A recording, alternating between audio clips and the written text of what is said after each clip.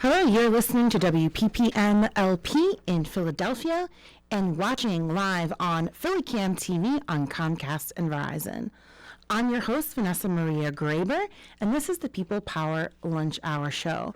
On today's show, we're going to be talking to organizers with the Plowshares movement and one of the activists associated with the Kings Bay Plowshare 7, who was recently convicted of going to the Naval Submarine Base in Kings Bay, the largest submarine nuclear facility in the entire world.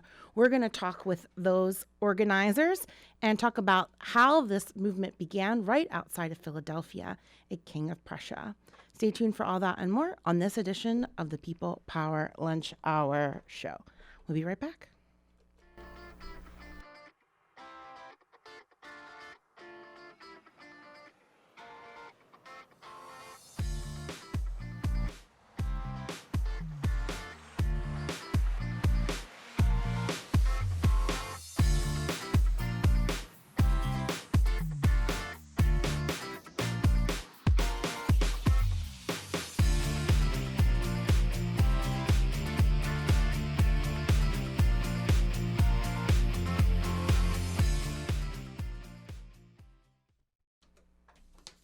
All right, welcome back to the People Power Lunch Hour Show. Again, I'm your host, Vanessa Maria Graber. Today, we're going to be talking to local organizers from the Plowshares movement, an anti-nuclear movement that started here in Pennsylvania in 1980. But the Plowshares has a long history of activism with the Catholic workers, which began in 1933. I'm here joined in the studio with Marge Van Cleef and Peter Lems, two organizers that have been working here locally to pass a city council resolution and also internationally in the global movement against nuclear weapons. Thank you so much for being here. Welcome to the show. Thank you for having us. Thank you. For our listeners that may have never heard of the Plowshares movement or the anti-nuclear movement, can you talk a little bit about what that is and its connection to the work of Martin Luther King and the triplets of militarism, racism, and materialism? Yes, well, in 1980, at the Lockheed Martin facility, which was then General Electric, they were making nuclear bomb shells. And a group of 8 people, some of them religious, decided that they would do a Plowshares action, and it comes from the Isaiah in the Bible that says, "Beat swords into plowshares." And so the 8 people went into the facility, and they did what was called civil disobedience or some small damage to what was in there. And it was to bring attention to our community and the rest of the world, actually, as to what was going on with nuclear weapons construction and planning. So they were convicted, and many of them served time in jail. Many of them are no longer alive. But it began a movement, and it really started with the 2 Berrigan brothers, Philip and his brother. And they started a movement that has continued to this day called the Plowshares movement. And so groups of people decide what facility they want to go to, and then they do what's called a civil disobedience action. And the one we're going to talk about today is called the Kings Bay Plowshares. Kings Bay is in Georgia, and they have a base there for the Trident submarine. I myself lived in Connecticut, where all the Trident submarines were made, 18 of them. And 24,000 people worked on building the Trident submarine. It's the most powerful weapon in the whole arsenal. And our guest that will be coming on later will tell us about the Trident and his action at Kings Bay, Georgia, that took place on April 6, 1918, the birthday of Martin Luther King. Thank you so much for that background. Again, this is an international movement, and when we think about nuclear weapons, we often think about Nagasaki and Hiroshima, where over 300,000 Japanese were killed. That event doesn't get nearly enough attention today, and not enough of our history is shared, I think, to get people to understand the magnitude and the insidiousness of nuclear weapons. The United States has the largest nuclear weapons arsenal on the entire planet, even though we have not detonated a nuclear bomb since then. Can you talk about how nuclear weapons are still used, even though they're not being detonated, but used as a threat to enforce our way of life around the world, but specifically used to further the goals of capitalism, imperialism, white supremacy, etc.?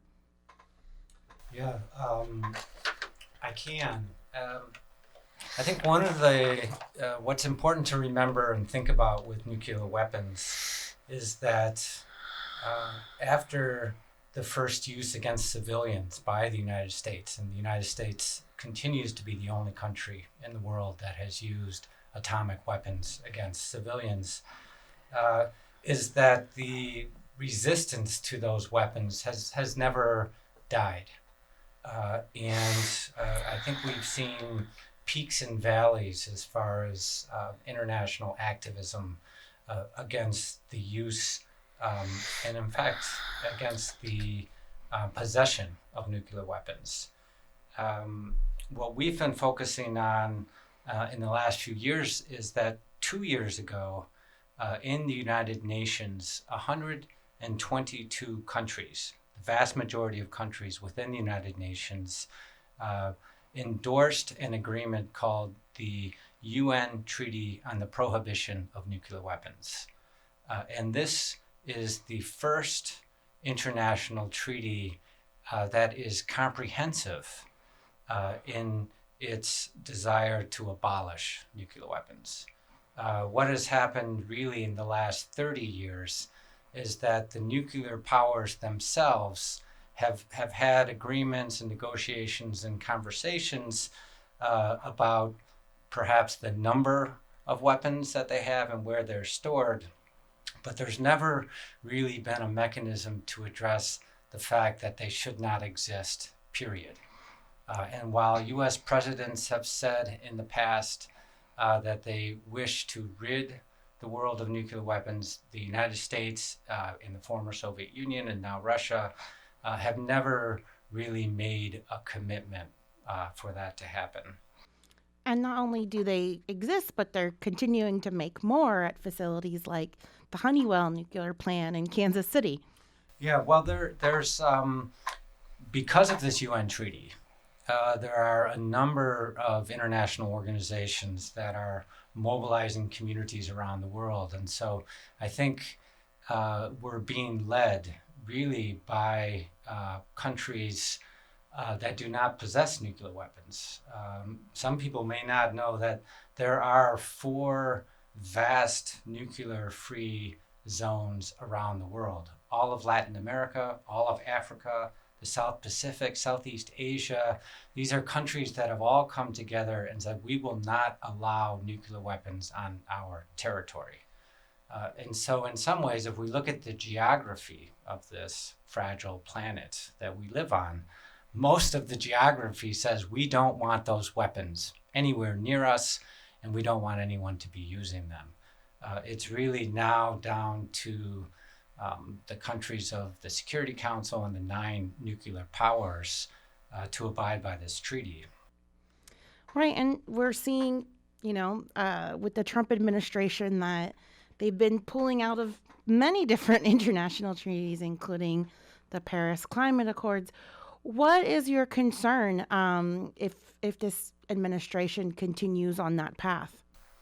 Well, I think there's 2 concerns. One is sort of a philosophical concern in that the most powerful military and really the most powerful economy in the world is unwilling to abide by international agreements. In my mind, one of the benefits of international agreements is that you're able to address issues of concern to everybody on a playing field that allows everybody to have some input. And when you have the most powerful country in the world saying, oh, wait a minute, we don't like that treaty and we're going to withdraw, it puts a dagger into the ability of other countries and people around the world to feel as though they have some influence in the path that we take as a collective. Thank you for that, giving the global perspective, because it's really important that we think about our impact, not just with our carbon emissions, but with these weapons and how that influences foreign policy all around the world. I want to talk a little bit about what's happening here locally in Philadelphia. And for our listeners and viewers who might be thinking, well, what does this have to do with Philadelphia? Are we making nuclear weapons here? Why should I care?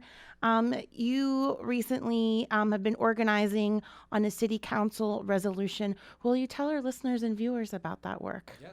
Well, we do have good news. On Halloween, 2 weeks ago, the Philadelphia City Council passed a resolution in support of this UN treaty on the abolition of nuclear weapons. And the city it was sponsored by Council Member Helen Kim and had co-sponsorship from Representatives Sequila, Bass, and Green. And it was very significant that a city of 1.5 million and a region of millions others has said that we call on the United States government to abide by this treaty. And Philadelphia is not alone. There have been similar resolutions passed in 40 other cities. There have been state governments that have passed resolutions in support of this. And in fact, the U.S. Conference of Mayors, which is 1,400 mayors around the country, have also passed a resolution supporting this treaty and asking the U.S. government to abide by its provisions. Again, I think the path forward has been, the trailblazers are these nuclear weapon-free zones from around the world, and people who have said that we don't want our resources spent on this and we don't want these threats hanging over our head. There are 5 really concrete points, I think, for us to think about within this treaty. One, it would of course say that there should be no first use, obviously. But what the resolution in Philadelphia also calls for is that we no longer have sole authority for the launch of nuclear weapons. Right now, the U.S. president, no matter who they are, has the ability to launch nuclear weapons. That would be eliminated. It also calls for taking the huge intercontinental ballistic missiles off hair trigger alert, which they're sort of computerized, that if they sense a threat, that they would want to kind of launch themselves. They can't launch automatically, but they're on hair trigger alert, so they could be launched immediately. And the other point is to end the modernization. Right now, beginning with President Obama, but certainly accelerated under the current administration, the U.S.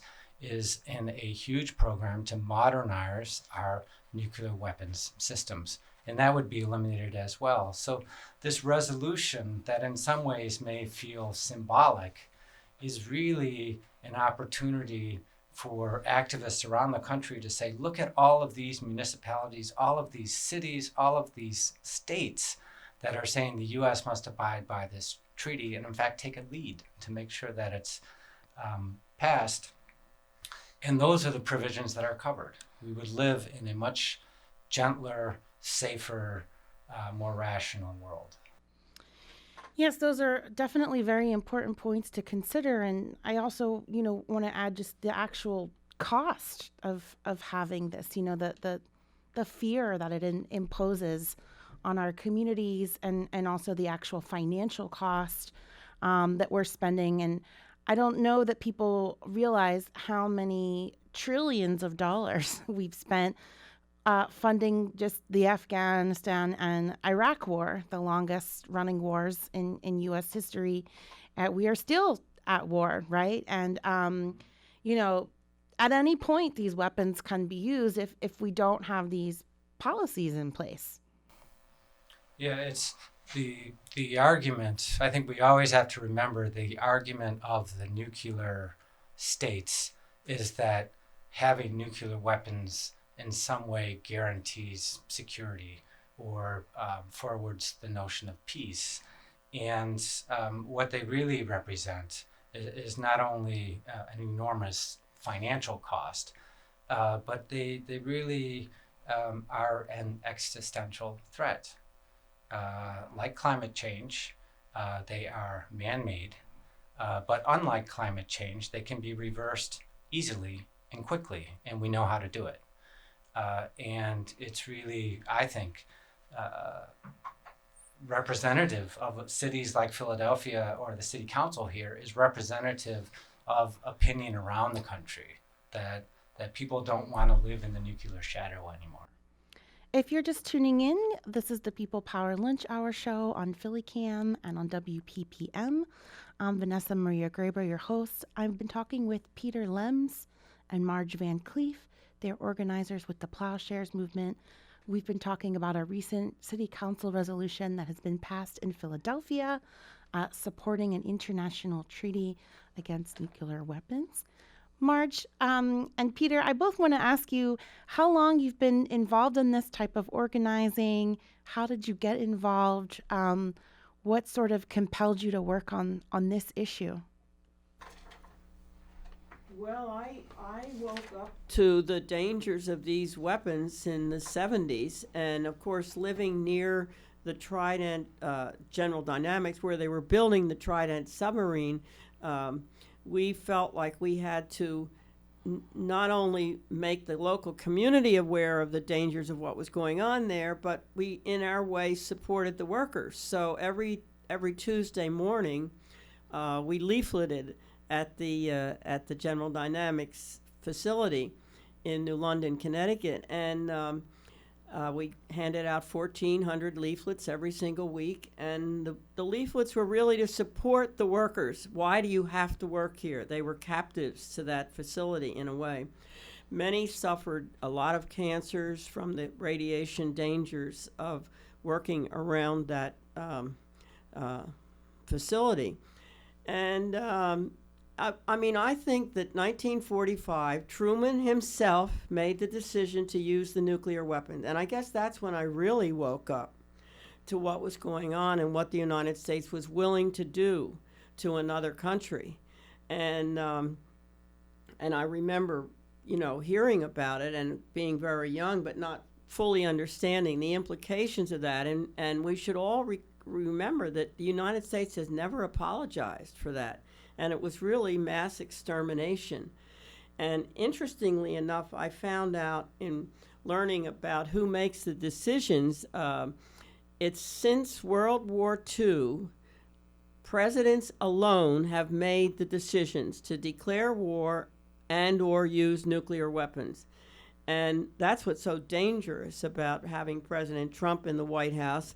So the last time Congress decided was World War II. Ever since then, presidents have decided by themselves.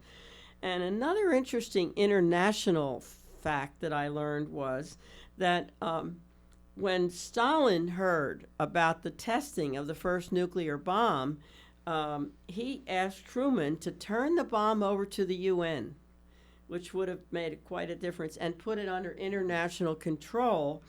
And of course, the Truman refused to surrender to the control, and Stalin began to build his own bomb. So that was the beginning of the arms race with the Soviet Union.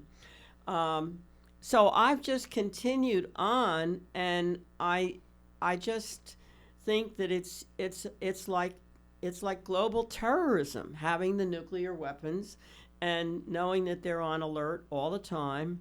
And knowing the damage that they can do, it's just, and talk about climate change. I mean, if these bombs are ever set off again, the climate is really done because of the pollution and the radiation from the use of the bombs. And so I recommend people also listen to Daniel Ellsberg, and he's written the book called Doomsday Machine that describes all of what could happen with a nuclear detonation.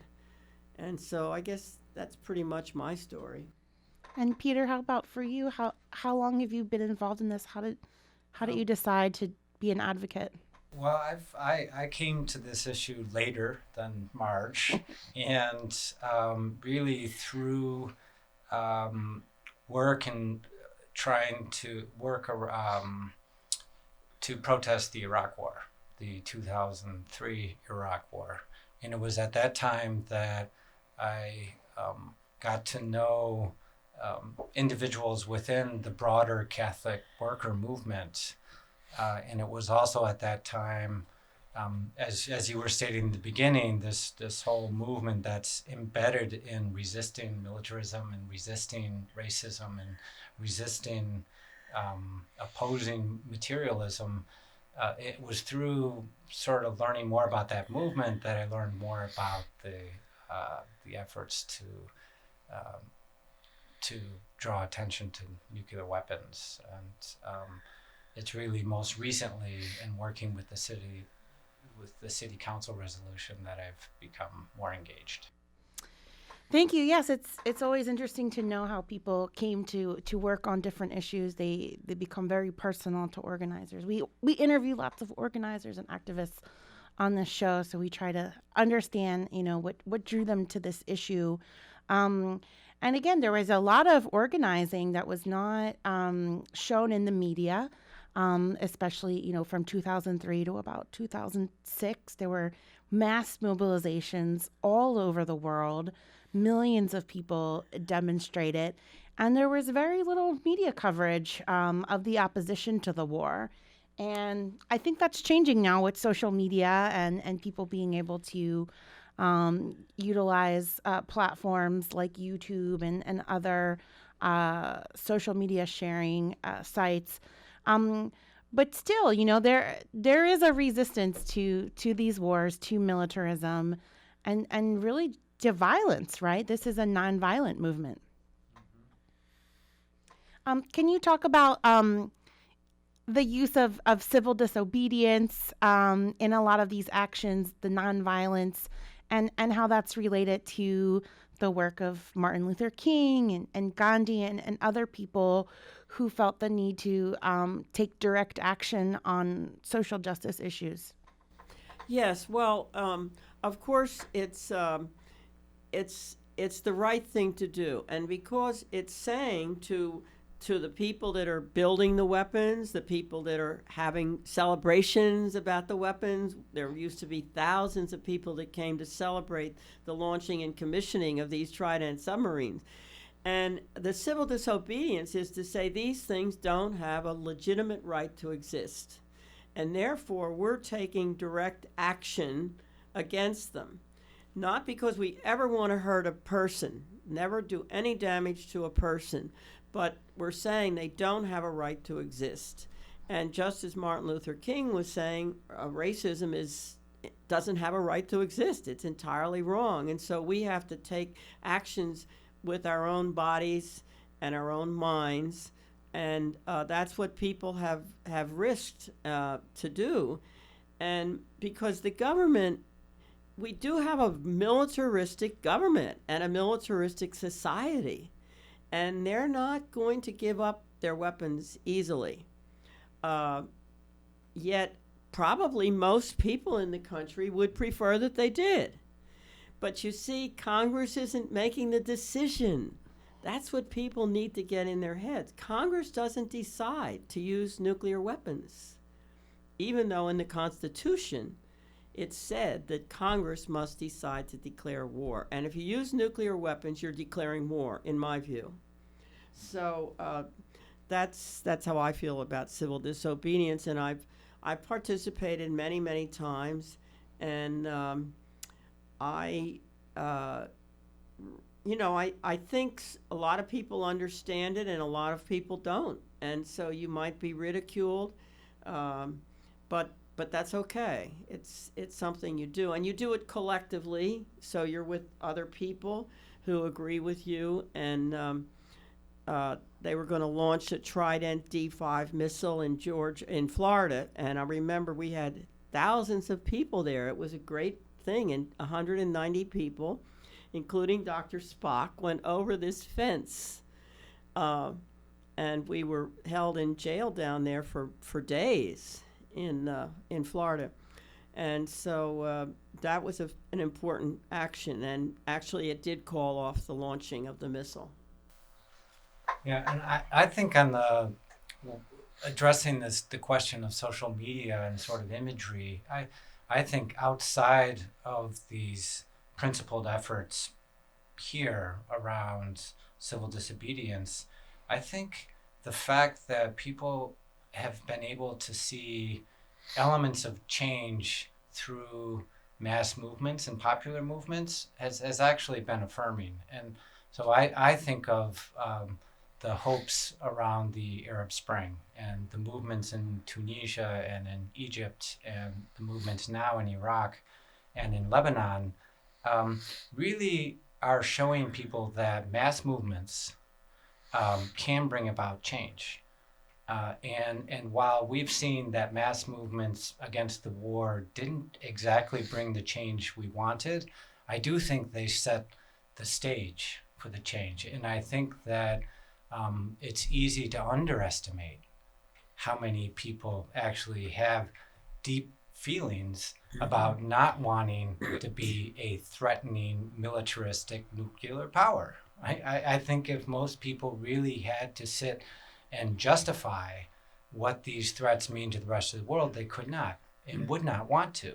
But we're trapped in what Marge described. Yeah, and I also think if people looked at the images and read more of the narratives and accounts of people that lived in Japan during that time, they would be absolutely horrified of the long-term effects of the devastation of seeing so many children that perished and had long-term disabilities and injuries. I don't think we have enough of those images for people to see the actual effects of war and nuclear devastation.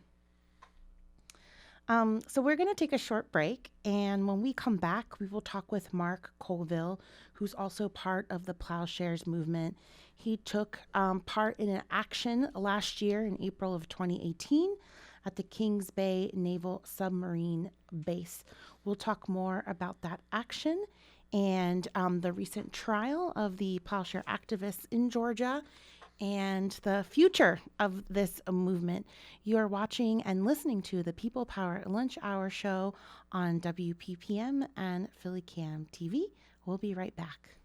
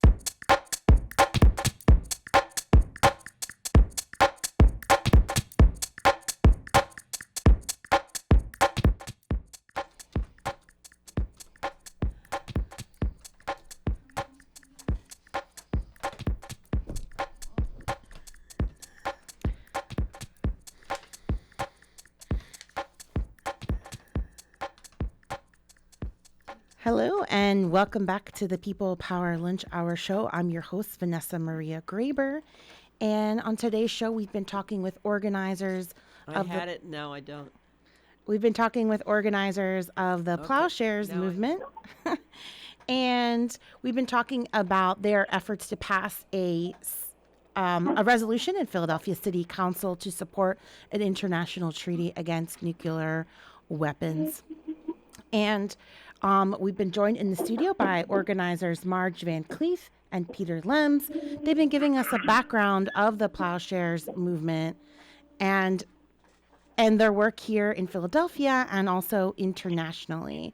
I'm joined on the telephone by Mark Colville. He's also an activist and organizer with the Plowshares movement. He is one of many activists that participated in an action in April of 2018 at the Kings Bay Naval Submarine Base. It is a military facility surrounded by 26 miles of fencing, home to 8 of the most advanced U.S. missile submarines. Each submarine is armed with a set of Trident II missiles carrying up to 8 nuclear warheads with a destructive power as much as 488 kilotons each. They recently had a trial in Georgia, and Mark is on the line to tell us about that action and about the recent trial. Mark, welcome to the show. Thank you. Good to be here. We've been talking about the Plowshares movement and about the state of nuclear weapons here in the United States and its impact on furthering the goals of white supremacy, militarism, materialism, and racism, and also about the Catholic workers movement. Tell us a little bit about the action. There were several of you who entered the Kings Bay nuclear submarine base. Tell us what you did there and why you chose that location as a site for an action. I think we lost Mark on the call, so we'll see if we can get him back in just a moment. But again, if you're just tuning in, we've been talking with organizers of the Plowshares movement, and there was an action that took place in April of 2018, and it was in Kings Bay, Georgia. There is a naval submarine base there that is home to 8 of the most advanced U.S. missile submarines. Each submarine is armed with a set of Trident II missiles carrying up to 8 nuclear warheads. These warheads are some of the most destructive in the entire world. Okay, that's Mark. Let's see if we can get him back on the line again. Hello, Mark. We lost you. Can you hear us? Yes, we're back. I'm actually sitting on a train almost in New York City right now. Well, you shouldn't have a bad connection on my end, but anyway. Okay, if you can just tell our listeners one more time about the action, what measures you decided to take at the facility, and why you decided to choose the Kings Bay nuclear submarine facility, the largest in the world. Right, as I was saying, we chose the April 4th as the 50th anniversary of the assassination of Martin Luther King, because we were moved and educated by his exposition of the triplets of evils that were and are consuming our society. Those triplets being racism, militarism, and unbridled capitalism or consumerism. He made connections between those three evils in the world, and we, in our discernment as a community through the course of a couple of years, we came to understand nuclear weapons and nuclear policy of this country as basically being at the root of much, if not all, of the rest of violence that consumes us as a culture and consuming the world right now. In other words, to live under the so-called security and protection of these weapons is incongruent with the lifestyle that we're trying to live as Christians, as followers of Christ. So we were moved to go enter the base on that night of April 4th, and we addressed the nuclear weapons that are being hidden there. As you mentioned, the Trident submarines, there are 6 of them home ported there. The destructive capabilities of those weapons, it's hard to wrap one's mind around. The use of one of these Trident submarines would effectively end life on Earth. So we went to try to expose this reality, which is kind of sitting in plain sight, among us, right in the heart of southern Georgia in the community there. These weapons are just sitting there and demanding our allegiance. So we to specifically describe the action we undertook to reenact or to enact the prophecy of Isaiah. We had simple stuff to use. First of all, household hammers, symbolically hammer swords into plowshares. And then we also brought small containers of our own blood to mark these weapons for what they are and what they do. So after that happened, you were arrested along with the others. Some of you were held on house arrest, and others were held in jail. Tell us what happened to you and what that experience was like leading up to your trial that was held about a month or so ago. Right. Well, we were arrested and held in the local county jail. Eventually, initially there was no bail set, and then about 2 months later, we were charged federally with 3 felonies and a misdemeanor: destruction of government property, depredation of property on a naval base, conspiracy, and trespass. Eventually, bail was set for each of us, and 3 of us chose to remain in the jail and refuse bail. In my case, I chose to remain in the jail, in part because the terms of pretrial release involved the ankle monitor, and so I chose to refuse that, and I remained in the jail. We're held in the jail months on end. So I got a little experience of what the poor and people of color go through on a regular basis.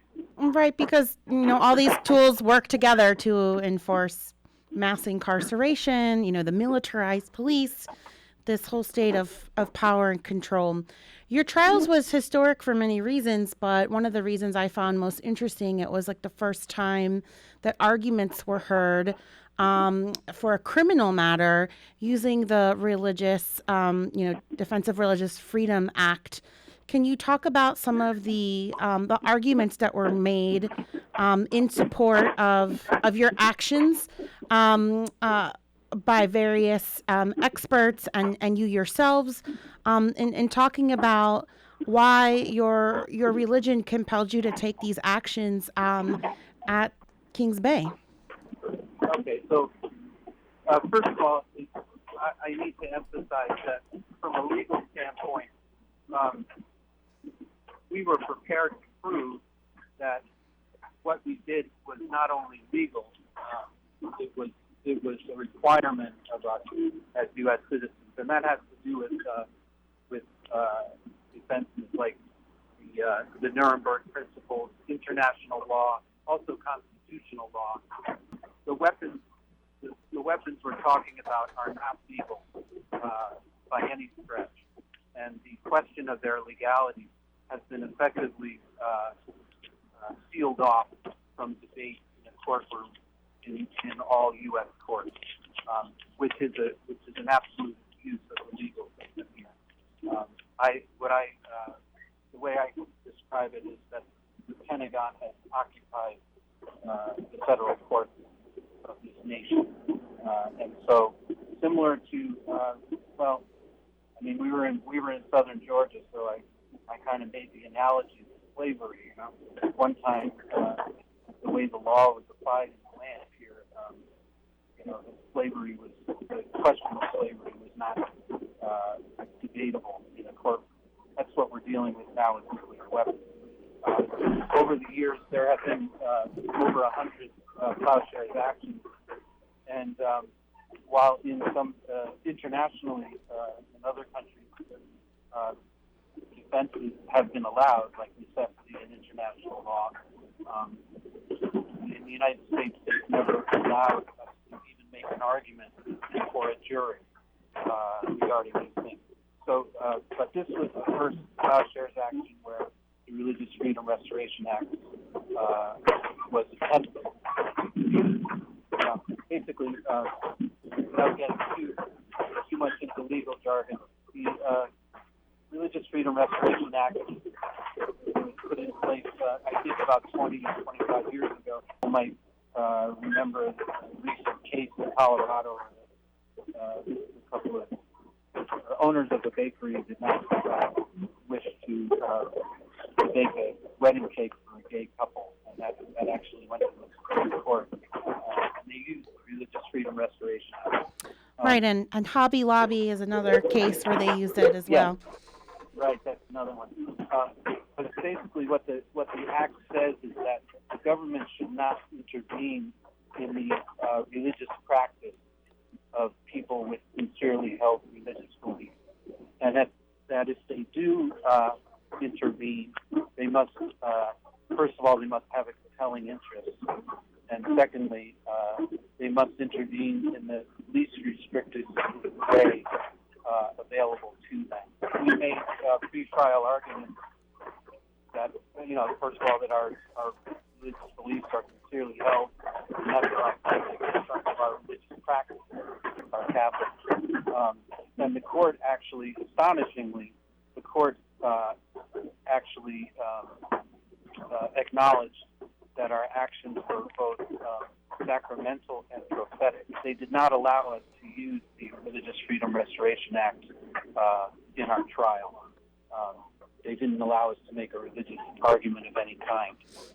Only in the pre-trial proceedings did that happen? I beg your pardon? Did that only happen in the pre-trial proceedings, but the actual trial, they were not allowed to present those arguments?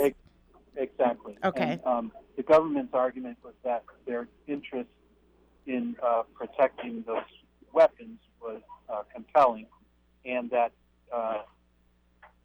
charging us with 3 felonies and misdemeanor was the least restrictive intervention that they could come up with.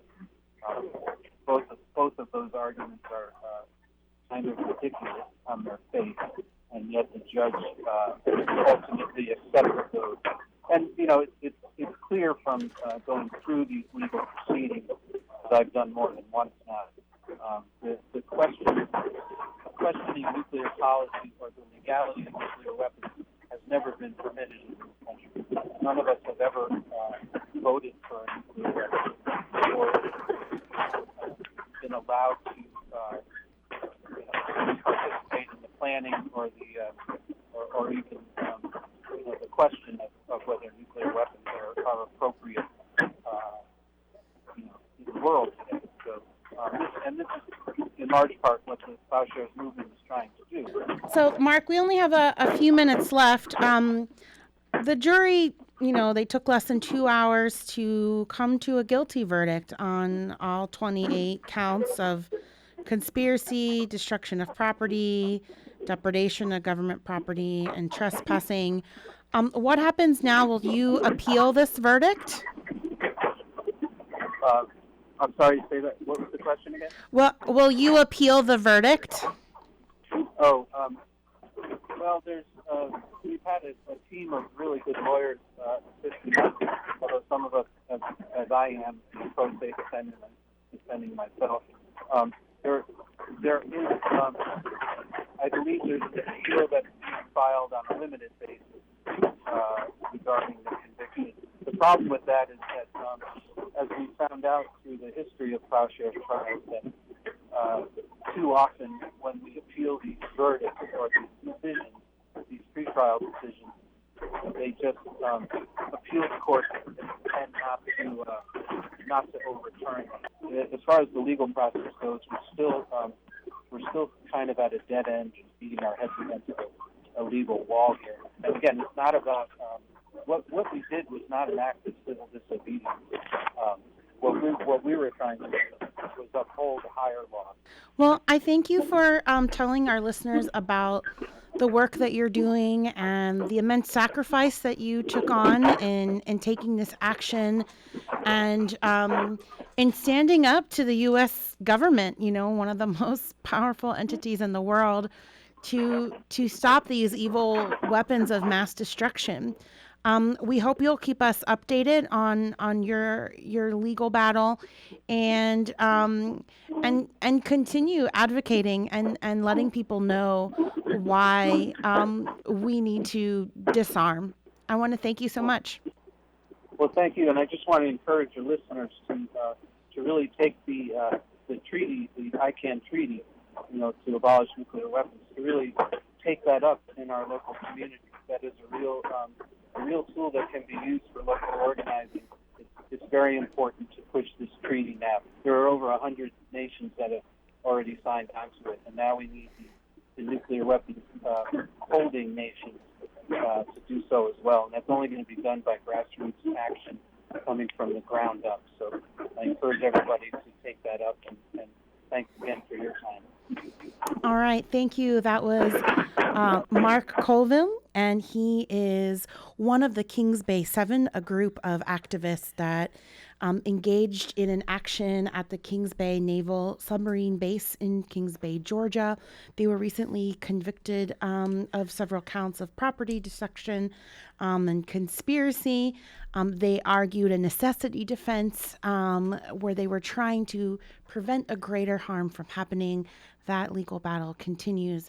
I am joined in the studio by Marge Van Cleef and Peter Lems. They are local organizers with the Plowshares movement, and they recently had a victory at City Council where they passed a resolution that was in support of an international treaty to disarm and against nuclear weapons.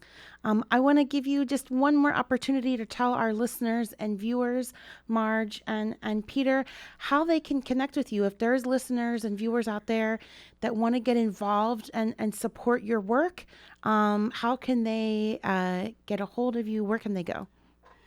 Well, I have an email address, and that's mvc@igc.org.